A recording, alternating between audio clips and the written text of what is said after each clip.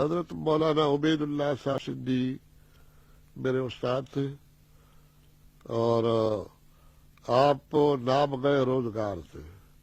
ایک طرف سے تو دین کے بہت بڑے عالم تھے اور دوسری طرف جو تھے اپنے وطن کے یا پوری دنیا کے بہت بڑے انقلابی تھے. آپ کی زندگی عجیب تھی. آپ کی پیدائش جو ہوئی وہ ضلع سیالکوٹ میں ایک سکھ گھرانے میں ہوئی. 16 برس کی عمر میں سندھ پہنچے اور یہاں اس دور کے اندر جنید وقت حضرت حافظ محمد صدیق صاحب بھرچونی والے زندہ تھے. ان کے ہاتھ پہ اسلام لائے اور اسی نسبت سے اسلام لانے کی نسبت سے اپنے آپ کو سندھی کہلایا. اس کے بعد آپ حضرت حافظ صاحب کے مشورے سے دیوبند چلے گئے. 3 برس کی قلیل مدت میں انہوں نے پورے علوم اسلامیہ کو حاصل کیا. اس 3 برس کی گویا مدت میں آپ نے فلسفے کے لیے خیر آباد بھی پہنچے، کیونکہ خیر آباد جو ہے پورے ہندوستان میں فلسفے اور منطق کے لحاظ سے بہت بڑا مرکز تھا. حضرت مولانا فضرک خیر آبادی معقول کے امام مانے جاتے تھے. میں خود مولانا فضرک خیر آبادی کا 2 واسطوں سے میں خود شاگرد ہوں. میرے استاد جو تھے علامہ عبد الکریم صاحب سندھی، جنہیں کورائی کہا جاتا ہے، علامہ کورائی. کور ایک قصبہ ہے کمبر تعلقے میں. وہاں خلافت کے دور میں ایک مدرسہ قائم ہوا تھا.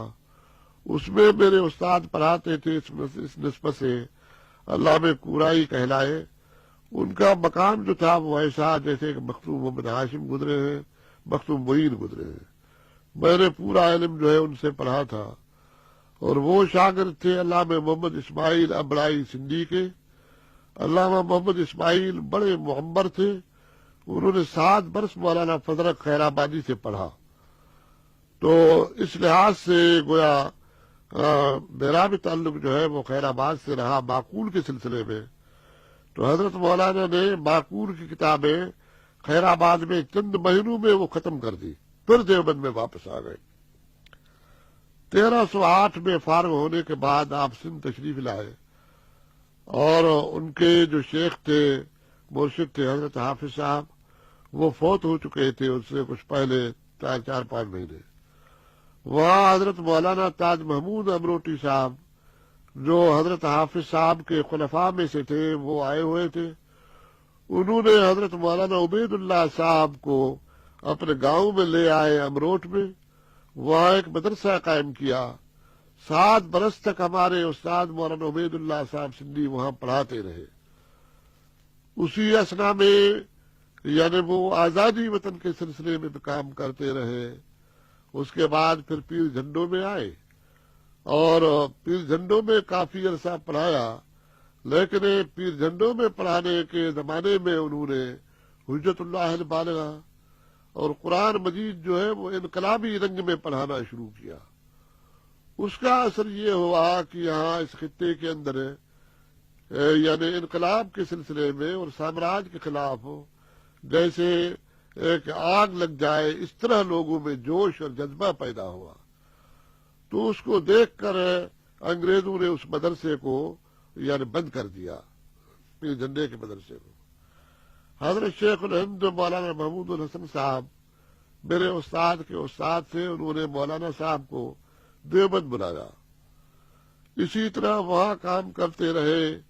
پھر وہاں سے بھی کچھ اختلافات کی بنا پر دہلی چلے گئے. حکیم مرحوم اجمل خان اور دوسرے جو تھے اس دور کے اندر بڑے بڑے لیڈر تھے، ان کی مشارکت اور معاونت سے آپ نے وہاں ایک مدرسہ قائم کیا، خاص طور پہ اسی حجت اللہ البالغہ اور قرآن مجید کو انقلابی رنگ میں پیش کرنے کے سلسلے میں.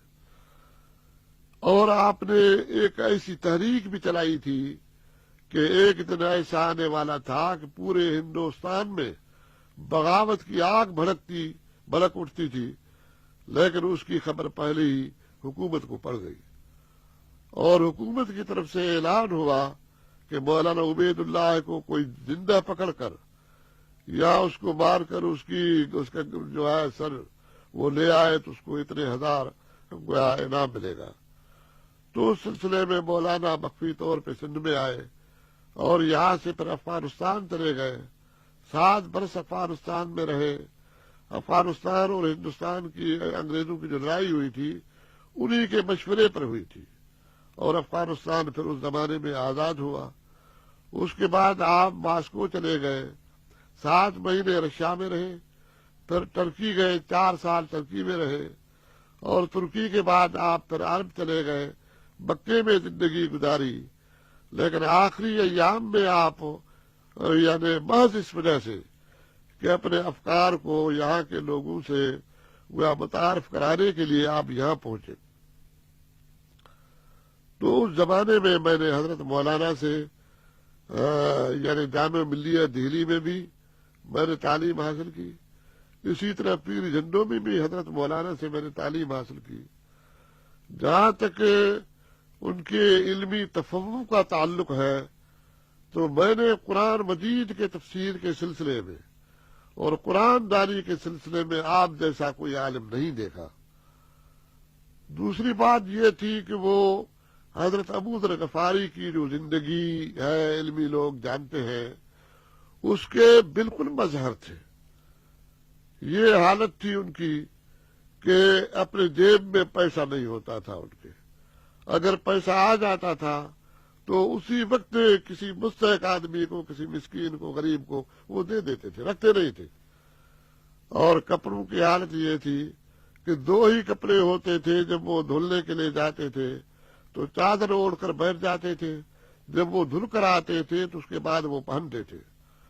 تو آپ کی جو یہ زندگی تھی ایسی زندگی تھی کہ حضرت ابو ذر غفاری کی زندگی جو ہے اس قسم کی زندگی تھی۔ اور اس قسم کا عالم جو ہے میں نے اگر کوئی دیکھا سرمایہ داری کے خلاف تو مولانا حسرت موہانی کو دیکھا، دوسرے وہ تھے۔ تو مجھے یہ بڑی سعادت حاصل ہوئی کہ حضرت مولانا سے میں نے قرآن مجید کا ترجمہ پڑھا، حضرت شاہ ولی اللہ کا فلسفہ پڑھا، اور ان کی وہ جو انقلابی زندگی تھی کچھ نہ کچھ اس کا پرتو اس حقیر پر بھی پڑا۔ اور میں سمجھتا ہوں کہ میری زندگی کا جو سرمایہ ہے وہ زمانہ سب سے زیادہ میرے لیے باعث افتخار ہے جب میں ایسے وقت کے کلندر، علم کے امام، قرآن کے مفسر کے پاس میں رہا اور ان کے اخلاق سے میں نے اپنے آپ کو سنوارا۔